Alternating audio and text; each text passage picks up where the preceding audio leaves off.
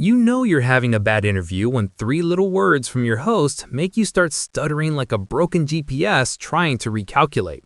Welcome back to UK Political Insight, or today we're dissecting the moment Laura Kuenssberg absolutely skewered Home Secretary Shabana Mahmood with the devastating phrase, "People wanna know." Just three words, that's all it took. Three perfectly placed words that cut through the political waffle like a hot knife through butter and left Mahmood scrambling for cover.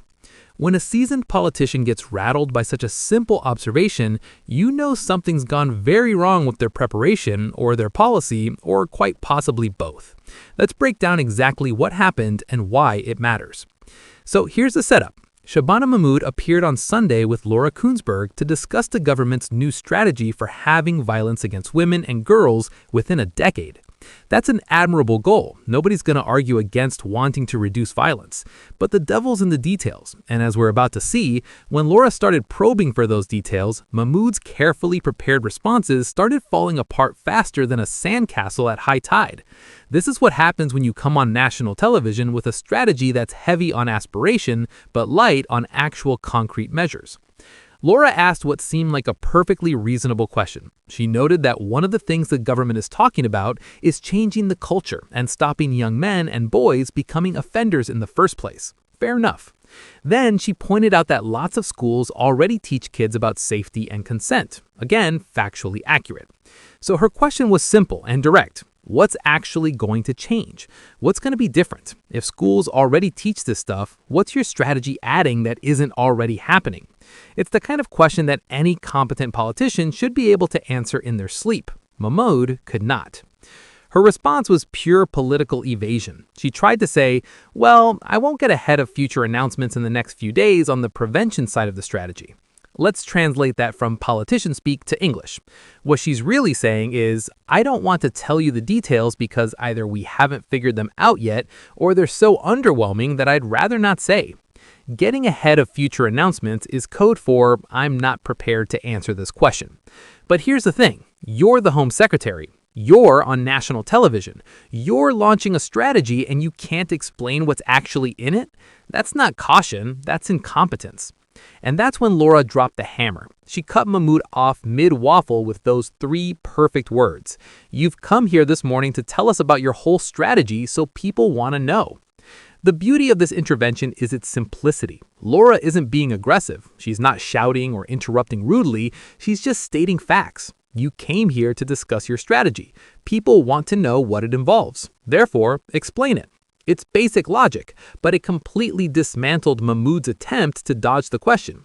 Those three words, people want to know, they're not just a request for information. They're a reminder that politicians are supposed to be accountable, that they're supposed to answer questions, that they can't just show up and spout vague platitudes. Mahmood's reaction was priceless. She immediately got defensive, stuttering, no, and I'm talking particularly today about the changes we're going to make and the way we look at perpetrators and the criminal justice system, which I think you'd expect from the Home Secretary. That opening no is the sound of someone who's been caught out and knows it. She's not saying no to the question, she's saying no to being challenged, which is revealing. And then she pivots to talking about perpetrators and the criminal justice system, which notably isn't what Laura asked about. Laura asked, what's different about the prevention strategy for young boys? Mahmood responded by talking about how they look at perpetrators. That's not an answer, that's a subject change. Then Mahmood continued with more vague language saying, we particularly recognize the role that education around healthy relationships can have, particularly for young boys. We want to make sure teachers and parents have the tools that they need to try and make sure we are collectively, as a society, raising young boys with a good understanding of healthy relationships. Okay, but what tools? What specifically are you giving teachers and parents that they don't already have? Schools already teach about relationships. Parents already raise their children. What are you adding? She's recognized the role of education. She wants to make sure people have tools. She wants society to collectively do something. That's all lovely aspirational language, but it's completely devoid of substance. It's the political equivalent of saying you're going to solve world hunger by making sure everyone has access to food. Well, yes, obviously, but how? The announcement that prompted this interview was about specialist rape and sexual offense investigation teams being introduced to every English and Welsh police force by 2029. That's actually concrete, and it's potentially a good thing. Having specialist teams can improve investigation quality and outcomes. The funding for undercover online units is also tangible and potentially valuable. So there are real elements to the strategy. But when Laura asked about prevention, about changing culture, about stopping young boys from becoming violent men, Mahmood had nothing concrete to offer. And that suggests that the prevention side of the strategy is much weaker than the enforcement side. Let's talk about why this matters beyond just one awkward interview moment. Violence against women and girls is a massive problem. The statistics are horrifying. The impact on victims is devastating. The social cost is enormous. So when a government announces a strategy to tackle this, people rightly pay attention and ask questions.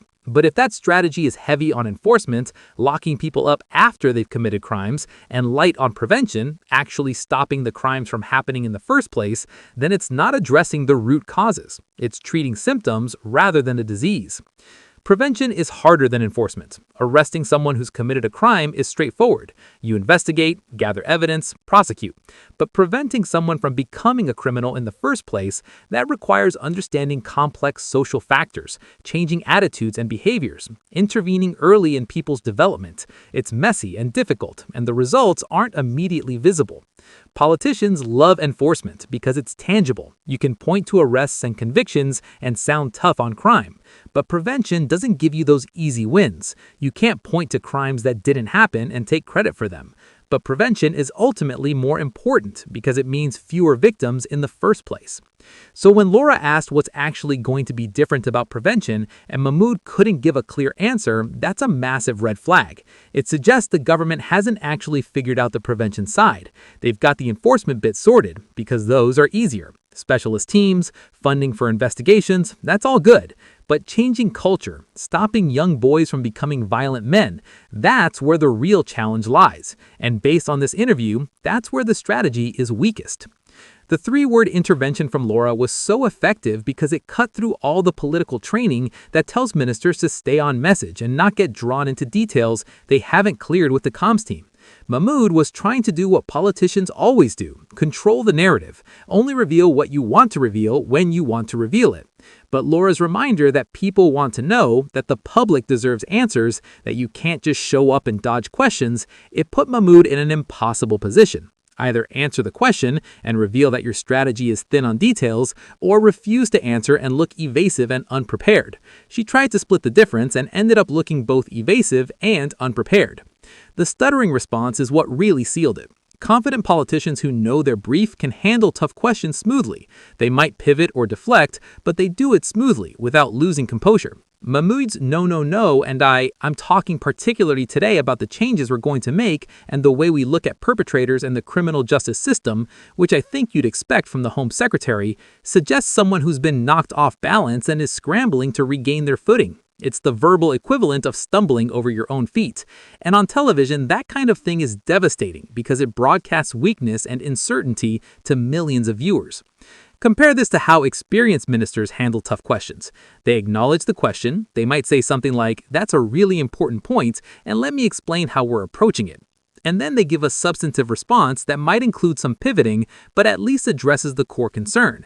Mahmood went straight into deflection mode without even attempting to engage with the question, and when that didn't work, she fell back on vaguer and vaguer platitudes. That's amateur hour for a Home Secretary.